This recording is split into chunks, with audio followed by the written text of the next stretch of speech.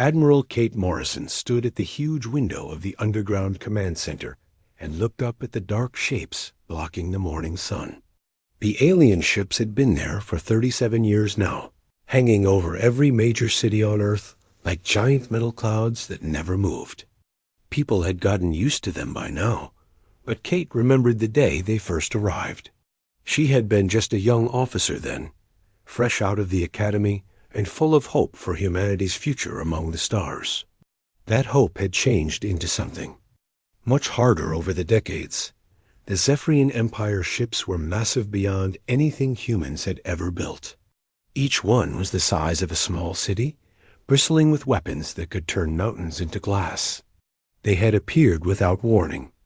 On a Tuesday morning in 2120, their fleet numbering in the thousands. The largest ship, a monster that stretched for miles, positioned itself directly over New York City. Others took positions over London, Tokyo, Mumbai, Moscow, and dozens of other population centers around the globe. The aliens had wasted no time in making their demands known. Within hours of their arrival, every television, radio, and computer screen on Earth displayed the same image: a tall, reptilian creature with scales that shifted from green to black in the light. His eyes were yellow with vertical pupils, and when he spoke, humans could see rows of razor-sharp teeth behind thin lips. This was General Vextar, commander of the Zephyrian fleet, and the being who would change the course of human history. His message had been simple and terrifying. The Zephyrian Empire had conquered 47 star systems. Earth was next. Humanity had 3 choices: complete surrender, total submission, or destruction. There would be no negotiation, no compromise, and no mercy for those who resisted. The aliens would give Earth time to consider, but their patience was not unlimited. What followed was the most remarkable period of silence in human history. Every government on Earth received the same ultimatum, but none responded. Days turned into weeks, weeks into months, and months into years. The aliens sent new messages, each one more threatening than the last. They demonstrated their power by destroying abandoned satellites and empty space stations. They showed recordings of other worlds they had conquered, cities turned to ash, and entire civilizations reduced to slavery. Still, Earth remained silent. The silence was not born of fear, though many believed it was. In the deep bunkers beneath the Rocky Mountains, Kate Morrison and thousands of other humans worked around the clock on humanity's real response. The silence was a strategy, carefully planned and desperately necessary. While the aliens waited for Earth to surrender, thinking human silence meant human weakness, the greatest minds of the species were building something unprecedented. Dr. Alan Cross was one of those minds. He had been working on quantum physics when the aliens arrived, but his research had taken a very different direction once humanity realized what they were facing.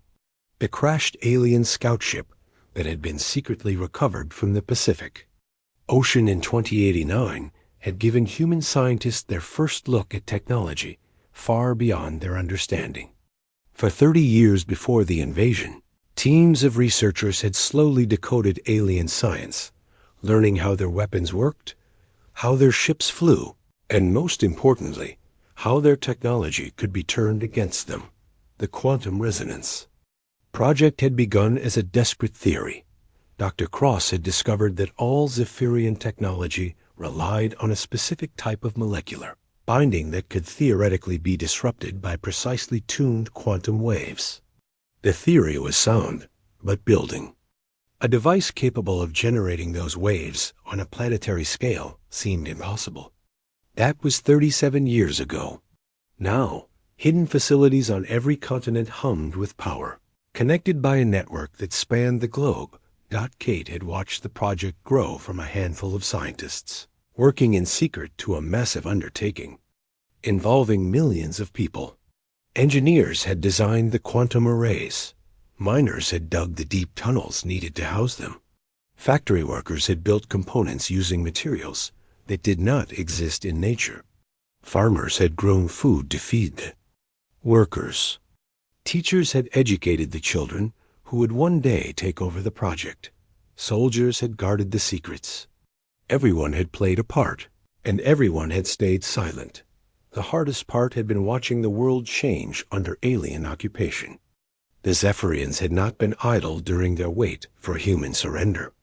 They had begun what they called cultural preparation, broadcasting their own entertainment and education programs to replace human media.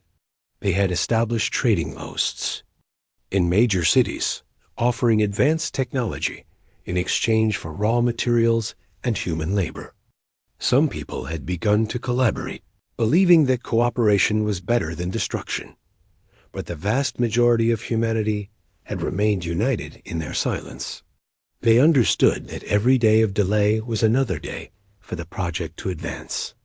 Every month that passed brought them closer to the moment when Earth would finally be ready to respond. The aliens interpreted human silence as fear and weakness, never suspecting that it was actually the sound of an entire species holding its breath. Kate checked the status board that dominated one wall of the command center. Green lights indicated that quantum arrays on every continent were operational and ready. The power requirements were enormous, drawing electricity from fusion reactors that had been built solely for this purpose. The precision required was beyond anything humans had ever attempted, with millions of components that had to work together in perfect harmony. Lieutenant Ben Parker approached with the latest intelligence report. The Zephyrians were growing impatient again. Their latest ultimatum had given Earth just 72 hours to respond or face complete obliteration. It was the strongest language they had used yet, and Kate knew that time was running out. The project was ready, but the decision to activate it would change everything. Once they responded to the aliens, there would be no going back. Dr. Cross joined them at the window, looking up at the dark shapes that had dominated Earth's sky for so long. His hair had gone completely gray during the decades of work, and his eyes showed the strain of carrying such an enormous secret. The quantum resonance arrays were his life's work, built on principles that pushed human science far beyond anything they had achieved before. The three of them stood in silence, watching the alien ships and thinking about the moment that was coming. Soon, very soon, Earth would finally speak.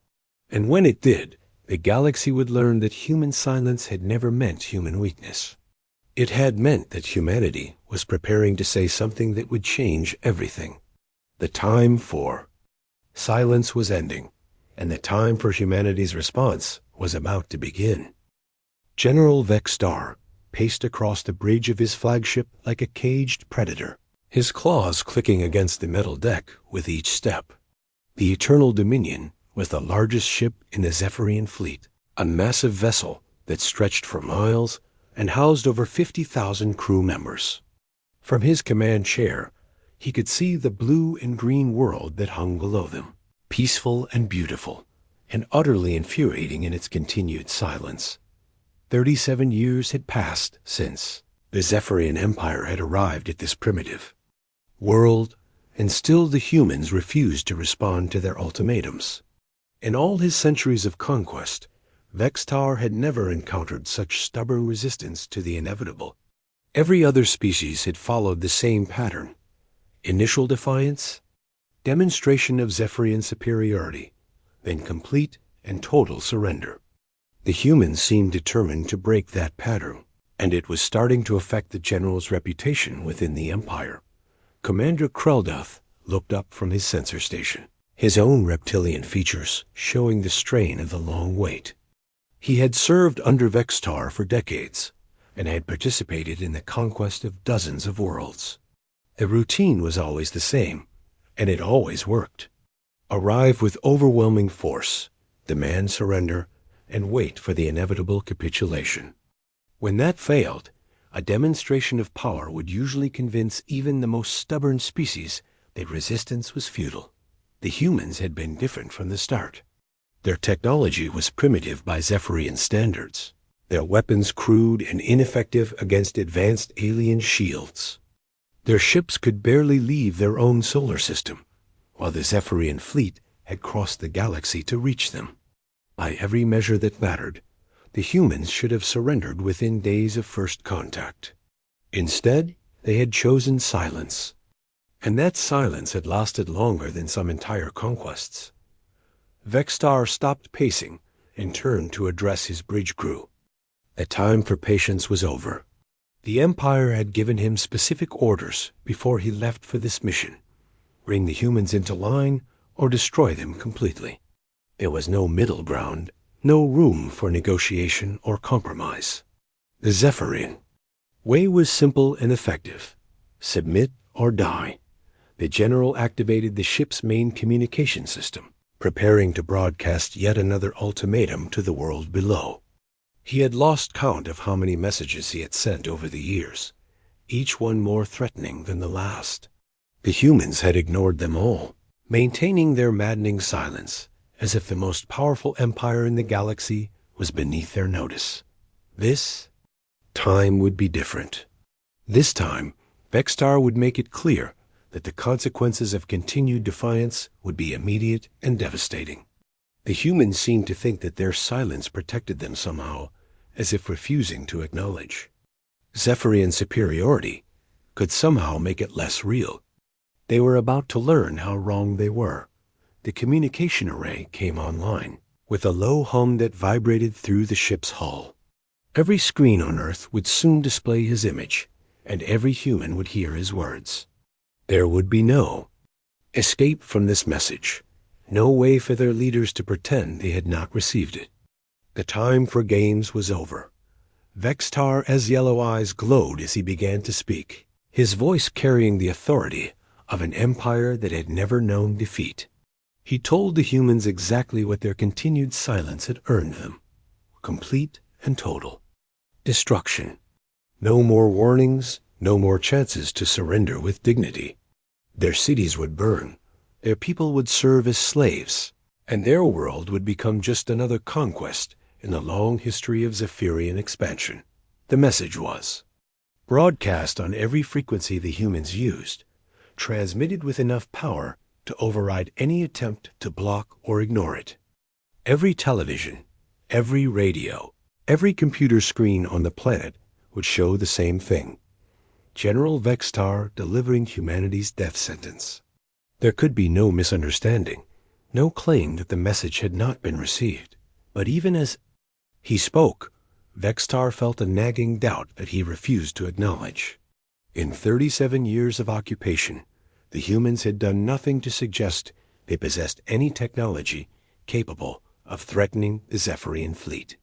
Their weapons were primitive, their defenses laughable, their spacefaring capability barely worthy of the name.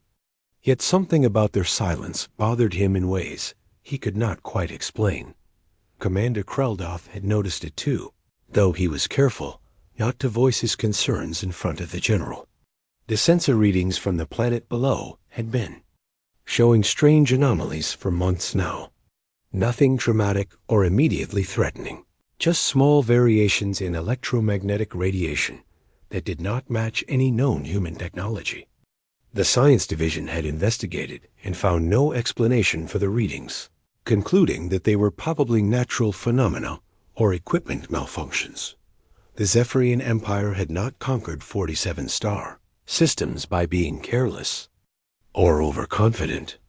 Every species was studied, every world was analyzed, and every potential threat was identified and eliminated before it could develop. The humans had been thoroughly investigated when the fleet first arrived, and nothing in their technology or capabilities had suggested they could pose any danger to Zephyrian forces. Yet the anomalous readings continued, growing slowly stronger. With each passing month, deep underground installations that served no obvious purpose, power consumption patterns that did not match human industrial capacity, materials being moved in quantities and directions that made no economic sense. Taken individually, each anomaly could be explained away. Taken together, They painted a picture that no one in his Zephyrian command structure wanted to acknowledge. Vexstar finished his ultimatum and closed the communication channel. The humans now had 72 hours to respond or face complete obliteration. Not surrender terms, not negotiation offers, but simple acknowledgement that they had received and understood the message. Even that small concession would be enough to satisfy Zephyrian honor and allow the conquest to proceed according to standard protocol. The general returned to his command chair and activated the fleet-wide communication system. Over 3,000 ships hung in space around the human world, each one capable of devastating entire continents. The smaller vessels were positioned to intercept any attempt at escape, while the larger dreadnoughts maintained position over population centers. It was a formation that had proven effective on dozens of worlds, a display of power that usually convinced even the most stubborn species to surrender. Each ship in the fleet was a marvel of Zephyrian engineering, built using technology that had been refined over thousands of years of conquest. Their weapons could crack planets, their shields could deflect any known form of attack, and their faster-than-light drives could cross the galaxy in a matter of weeks. The humans possessed nothing that could even scratch the paint on a Zephyrian hull, much less threaten the most powerful fleet in known space. Vexstar began issuing orders to his commanders, preparing for what he expected would be the final phase of the conquest. Weapon systems would be brought online and targeted at major population centers. Troop transports would move into position for planetary assault.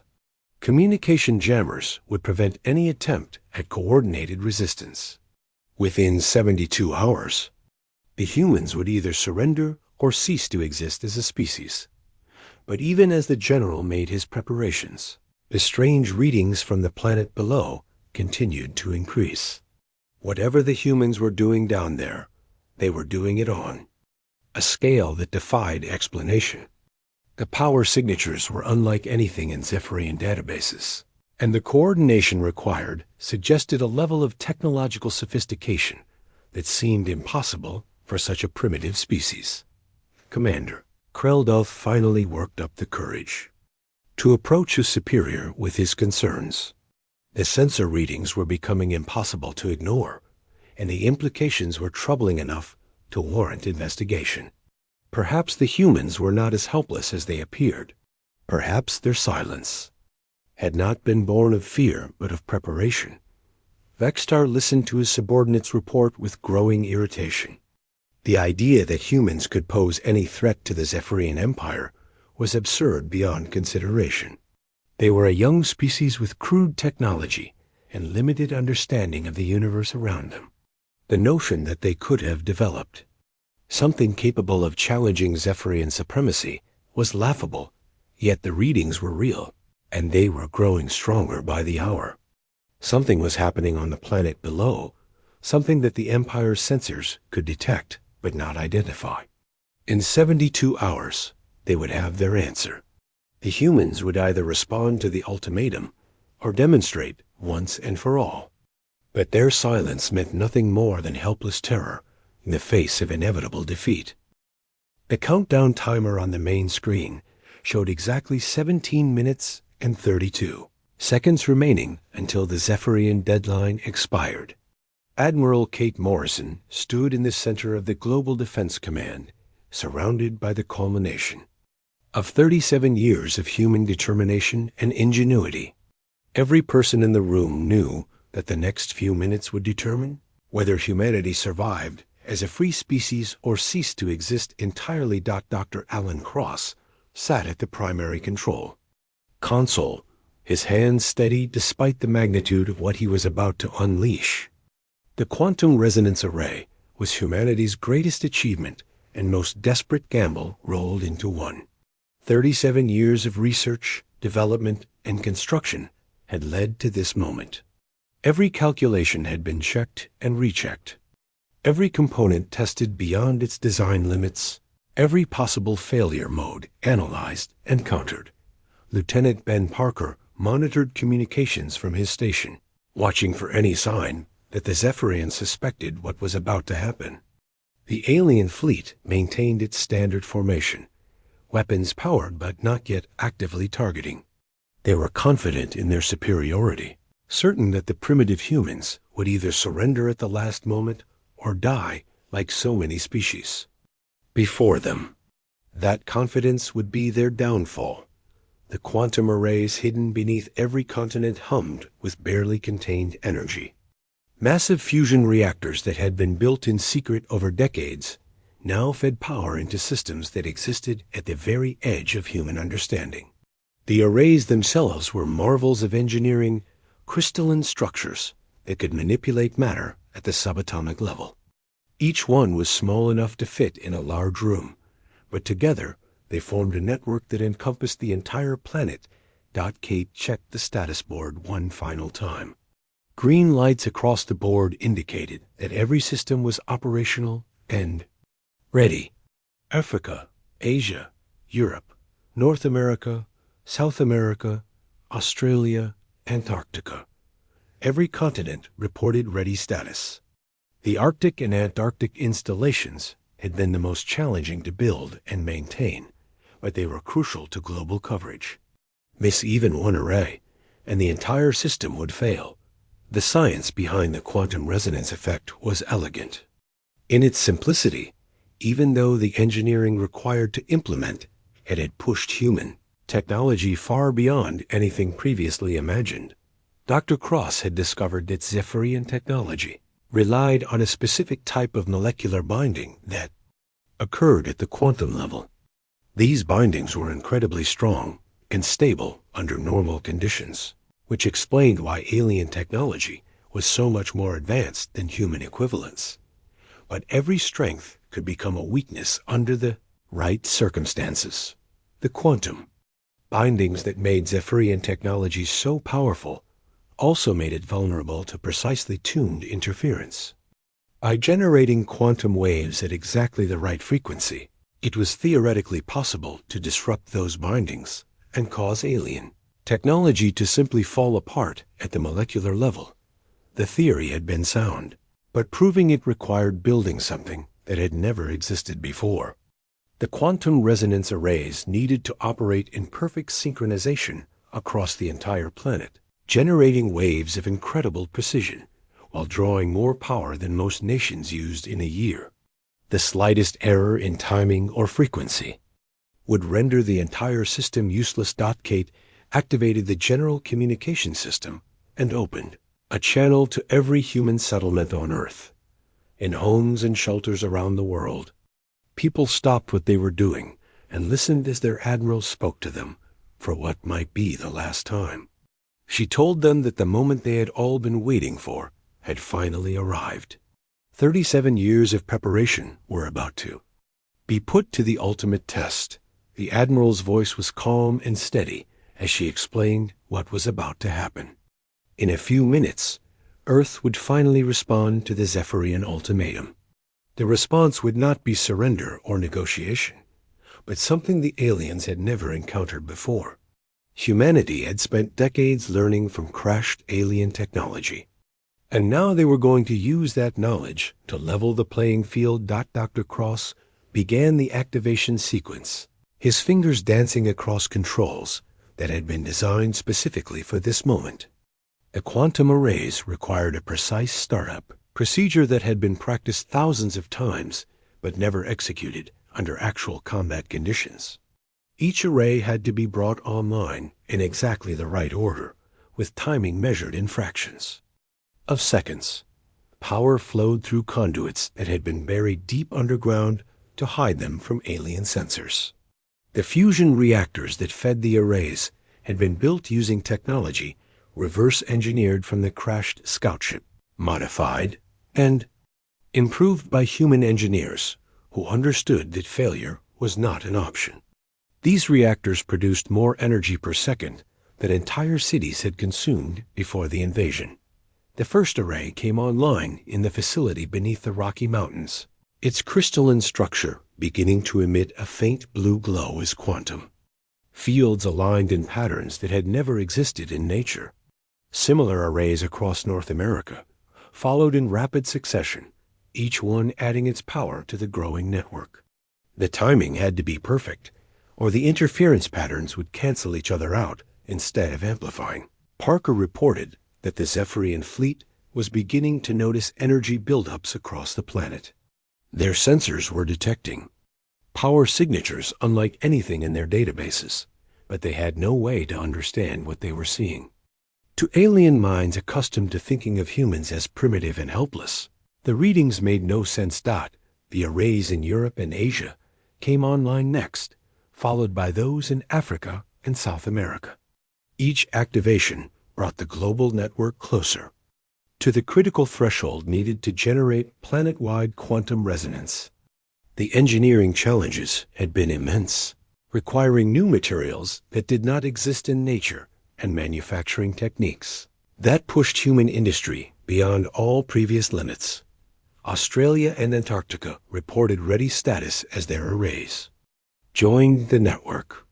The southern continent installations had been particularly difficult to build and maintain, but they provided crucial geometric positioning for global coverage.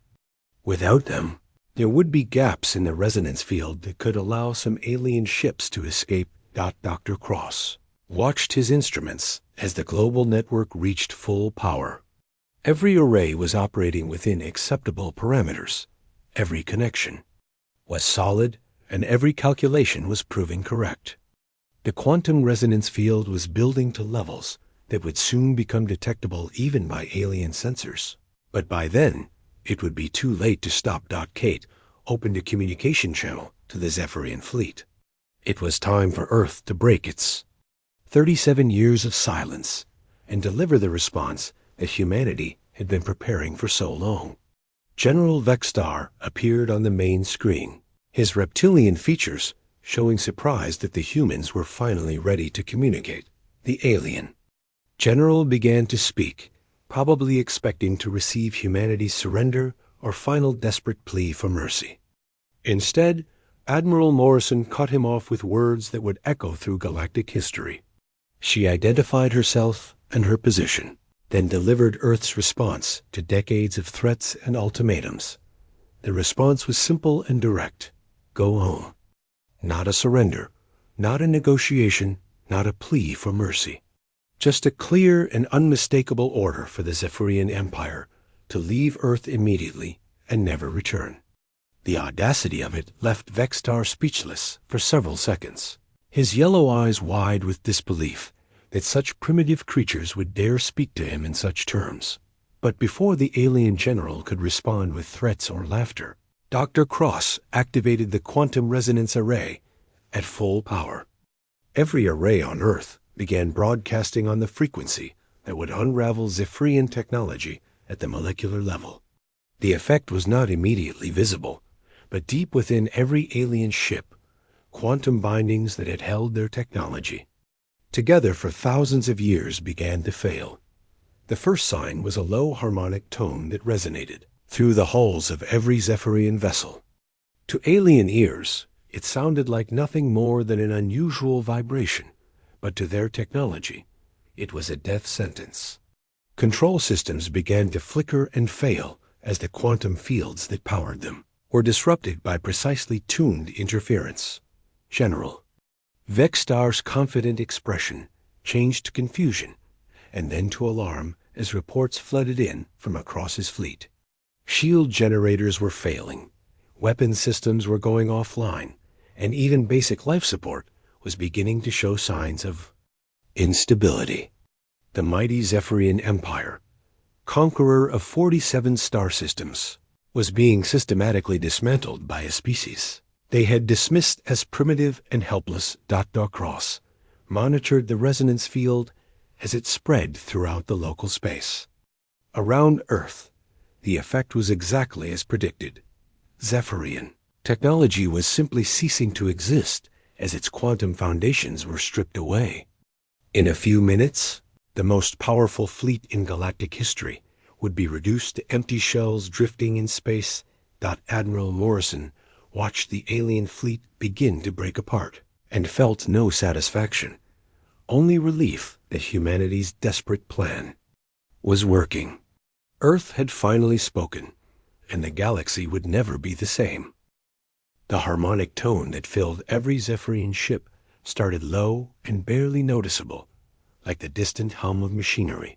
But within seconds, it grew stronger and more penetrating, vibrating through metal hulls and crystalline control systems, with a frequency that seemed to reach into the very atoms of alien technology. General Vegstar felt the vibration in his bones as he stood on the bridge of the Eternal Dominion, watching his instruments flicker and fail one by one. Commander Krelduth frantically worked at his sensor station, trying to understand what was happening to their fleet. The readings made no sense according to everything he knew about technology and physics. Power levels throughout the ship were fluctuating wildly, but not in patterns that suggested battle damage or system overload. Instead, it looked like the fundamental structure of their technology was simply coming apart. The quantum resonance effect spread through the Zephyrian fleet like a virus, moving from ship to ship through the quantum fields that connected there. Communication and navigation systems. Every vessel in the Armada was linked by technology that relied on the same molecular bindings, and those connections now became pathways for their own destruction. The more advanced a ship's technology, the faster it succumbed to the resonance cascade. Dr. Alan Cross monitored the effect from his control station on Earth, watching displays that showed the systematic breakdown of alien technology across thousands of ships. The quantum arrays were performing exactly as designed, generating interference patterns that targeted the specific frequencies used by Zephyrian molecular binding. It was like watching a symphony of destruction played out on a galactic scale. Admiral Kate Morrison stood beside him, observing the most decisive 14 minutes in human history. She had spent decades preparing for this moment, coordinating the efforts of millions of people who had worked in secret to build humanity's ultimate weapon. Now she watched as 37 years of preparation paid off in ways that exceeded even their most optimistic projections. The first Zephyrian ships to suffer complete system failure were the smaller vessels on the outer edges of the fleet formation. Their less robust construction made them vulnerable to the quantum resonance effect, and within 3 minutes of activation, they were drifting helplessly in space. Emergency beacons activated automatically as life support systems failed, sending distress signals that would have been impossible to ignore under normal circumstances. But these were not normal circumstances. The larger ships that might have responded to rescue calls were fighting for their own survival as the resonance cascade worked its way through their more advanced systems. The dreadnoughts that had terrorized dozens of worlds found their mighty weapons reduced to inert metal as the quantum fields that powered them simply ceased to exist. Lieutenant Ben Parker coordinated communications between Earth's monitoring stations, relaying status reports that painted a picture of total Zephyrian fleet collapse. The aliens were trying desperately to contact each other, to coordinate some kind of response to the unprecedented attack, but their communication systems were failing as fast as everything else. The quantum fields that carried their signals were being disrupted by the same resonance that was destroying their ships. General Vegstar watched in horror as his flagship began to die around him. Control panels that had functioned flawlessly for centuries sparked and went dark. The artificial gravity that had kept his crew oriented fluctuated wildly, causing Zephyrians to float helplessly in the air before crashing back to the deck. Emergency. Lighting flickered on and off as power systems struggled to maintain even basic functions.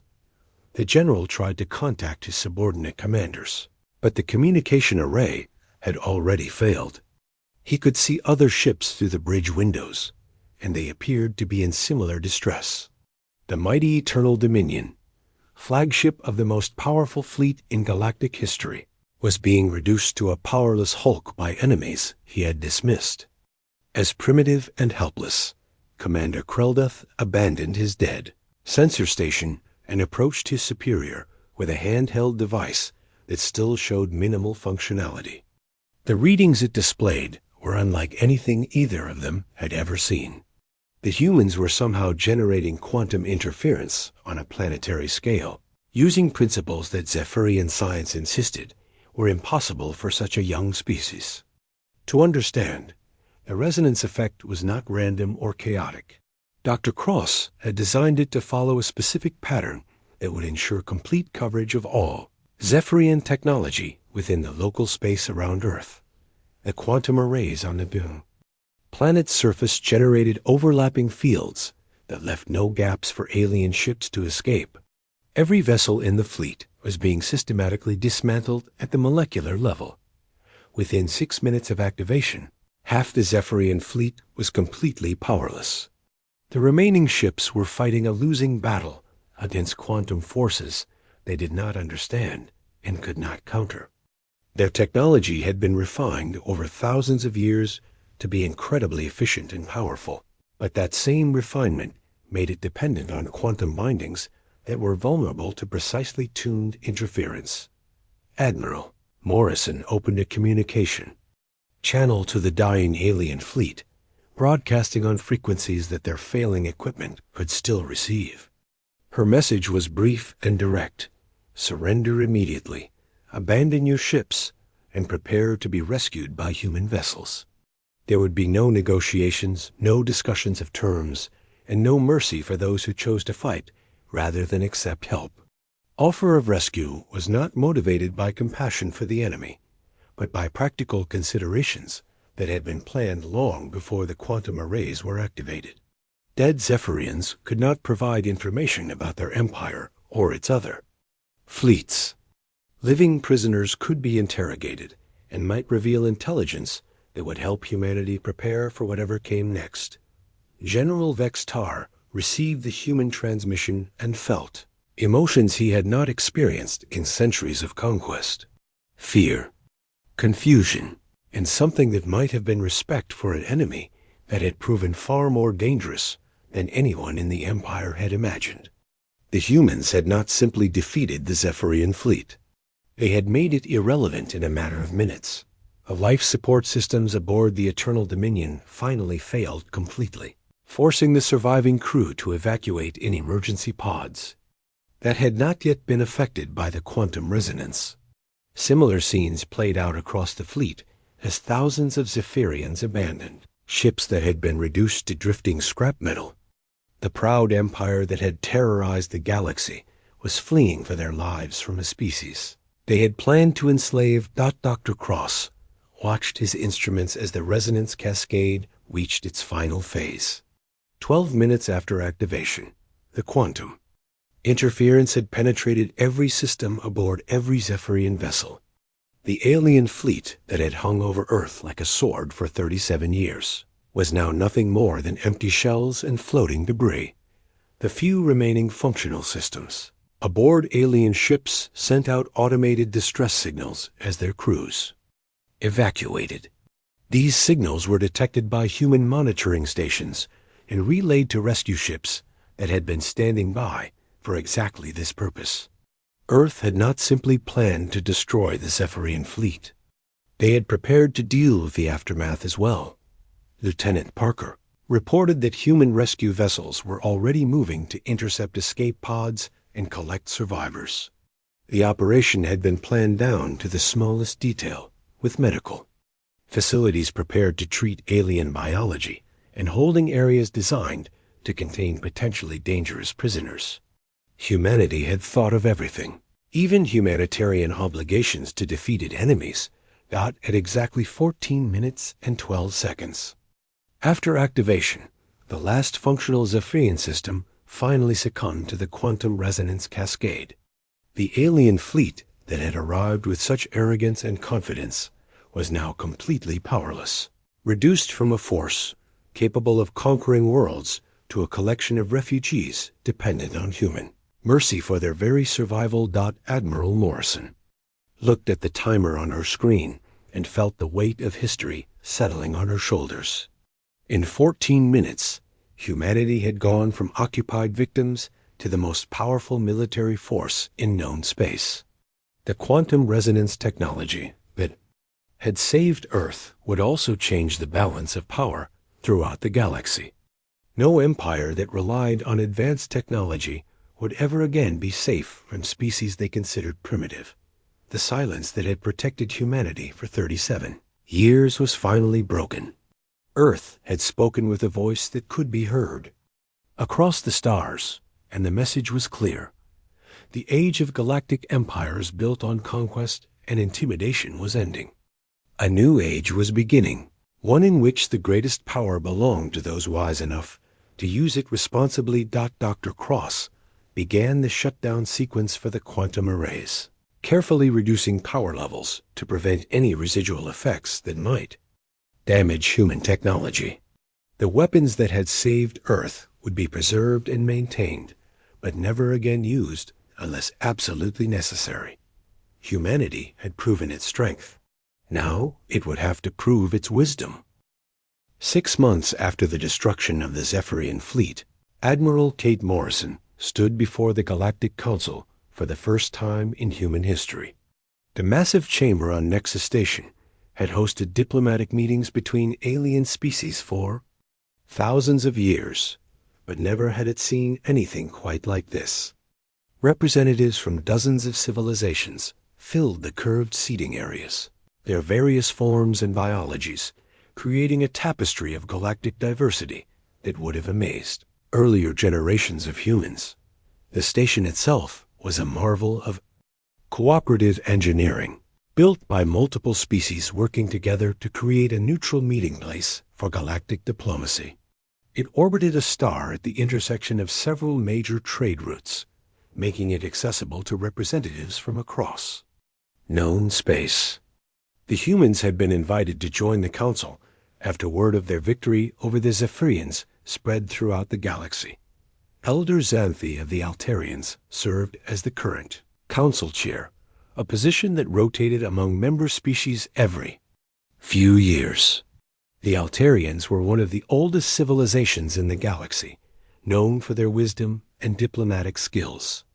They had watched the rise and fall of dozens of empires over the millennia, but even they had been shocked by the speed and completeness of humanity's victory. Dr. Alan Cross sat beside the Admiral as Earth's chief science advisor, representing the technological achievements that had made their victory possible.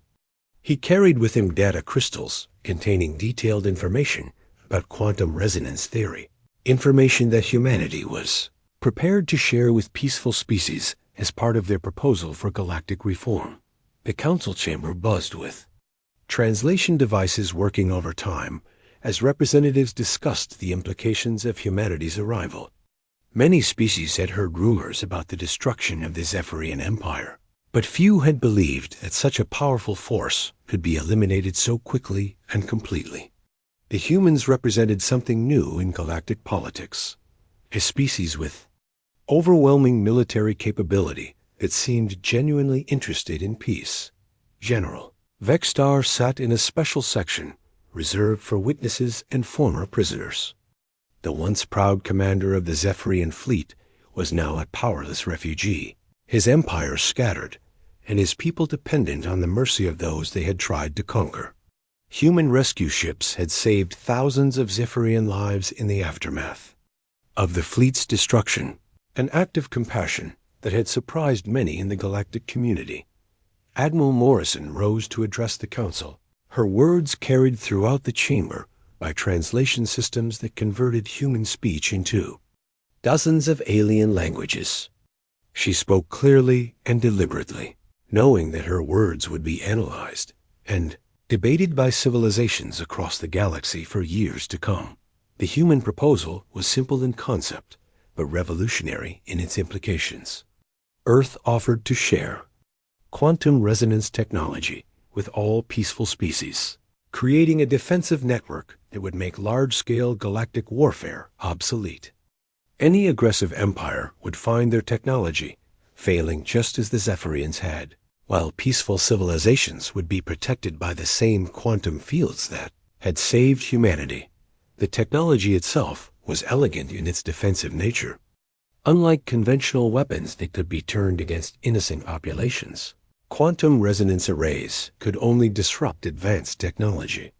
They had no effect on biological life or primitive equipment, making them useless for conquest or oppression.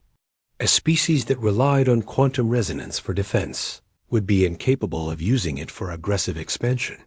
Elder Xanthi listened with growing interest as Admiral Morrison outlined humanity's vision for galactic civilization.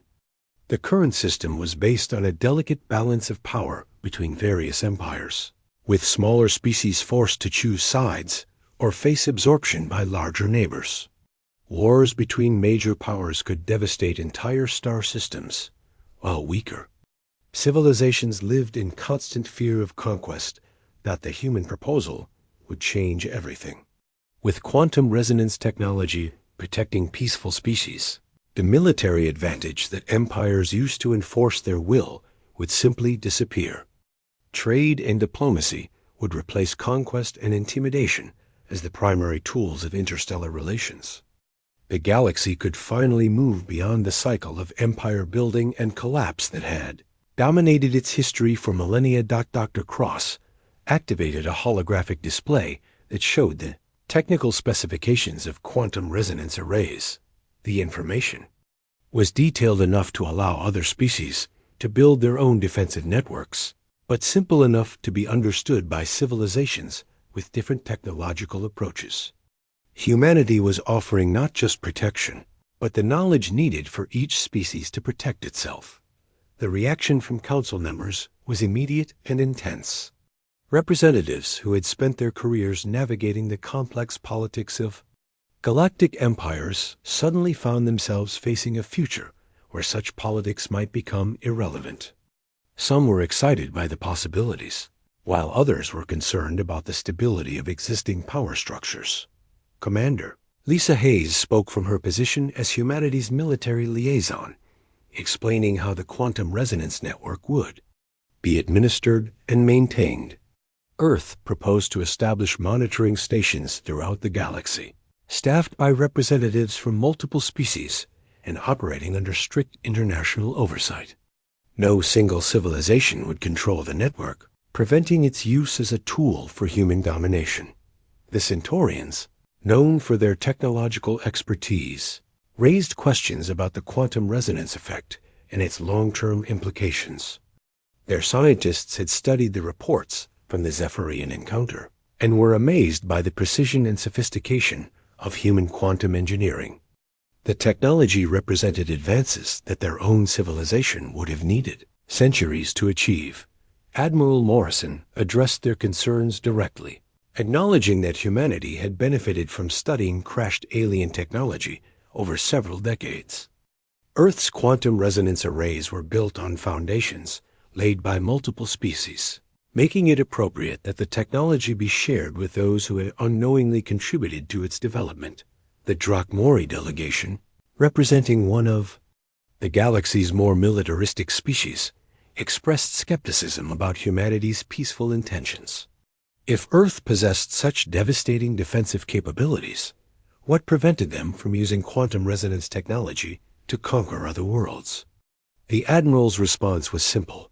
The technology only worked against advanced civilizations, and humanity preferred trade partners to subjects. Captain Ryan Stone, Earth's newly appointed ambassador to the galactic community, presented economic projections showing how the elimination of large-scale warfare would benefit every member species. Resources currently devoted to military expansion could be redirected towards scientific research, infrastructure development, and quality of life improvements. The galaxy could enter an unprecedented age of prosperity and cooperation. General Vextar was given an opportunity to address the Council as a witness to humanity's capabilities and character. The former Zephyrian commander spoke slowly and carefully, his words carrying the weight of personal experience with human military power. He confirmed that the quantum resonance effect had been precisely targeted and completely effective, but also noted that human rescue efforts had saved thousands of Zephyrian lives. The defeated general described the months he had spent in human custody, treated with dignity and respect despite his role in threatening Earth. Human interrogators had been professional and restrained, seeking information about Zephyrian territory and remaining fleet elements for defensive purposes rather than planning offensive operations. His people had been provided with medical care, adequate housing, and even legal representation during their processing. The testimony carried special weight because it came from someone who had every reason to hate humanity and present them in the worst possible light. Instead, Vextar's words painted a picture of a species that combined overwhelming military capability with genuine moral restraint. The humans had proven they could destroy their enemies completely, but chose instead to offer rescue and rehabilitation. Elder Xanthi called for a formal vote on humanity's proposal to join the Galactic Council and implement the Quantum Resonance Defense Network. The debate that followed lasted for hours, with representatives raising concerns about implementation details, oversight mechanisms, and the precedent of admitting a species with such overwhelming military advantages. The Altarian elder reminded the council that they faced a choice between embracing change and clinging to a system that had produced centuries of warfare and instability. The human proposal offered a path toward genuine galactic peace, but only if member species were willing to abandon the traditional power structures that had defined interstellar relations for so long. When the vote was finally called, the result was unanimous acceptance of humanity's proposal. Even species that had expressed reservations recognized that the Quantum Resonance Network represented their best hope for long-term survival in a galaxy where military technology was advancing faster than diplomatic institutions could manage. Admiral Morrison accepted the Council's invitation for Earth to join as a full member, with the understanding that humanity would begin immediate construction of Quantum Resonance Monitoring Stations TH